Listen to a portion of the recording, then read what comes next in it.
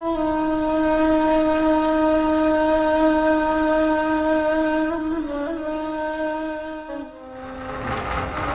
anhu radhiyallahu an, terus anna Rasulullah sallallahu alaihi wasallam. Dalam hadis yang berikutnya disebutkan ini masalah adab atau etika ketika seseorang ketika datang waktu makan, lah kok ternyata datang waktu sholat. Katanya idza guddimal asya, ketika sampean itu disuguhkan kepada sampean makanan,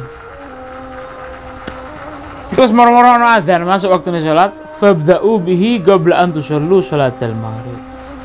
Sholat dhisik mangan dhisik sadurunge sholat. Karena kalau memang sudah Imam Ghazali itu nyebutkan dalam Ihya idza guddimal asya wal isya, ketika datang ternyata sampai sudah disuguhkan ternyata adzan isya. Kurang lebih seperti itu. Ketika datang waktunya makan, disuguhno ditoto rapi, lah kok adzan isya, mangan sih tidak apa-apa. Salat yang lain begitu.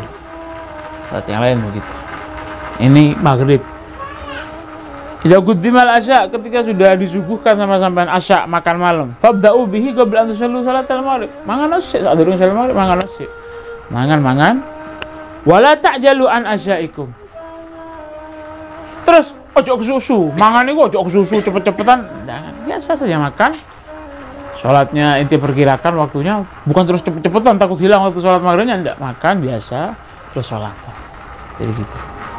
Karena apa? Banyak keterangan di sini disebutkan karena apa? Ketika sudah kelihatan makan itu, nanti kalau sampai mendahulukan sholatnya terganggu nanti atau takut kepikiran. Makanya makruh disebutkan oleh ulama itu makruh makan sholat di depan sampai itu ada makanan, makruh. Walaupun sampai tidak lapar, makruh.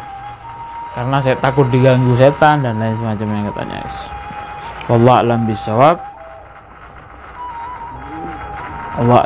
Al-Fatihah.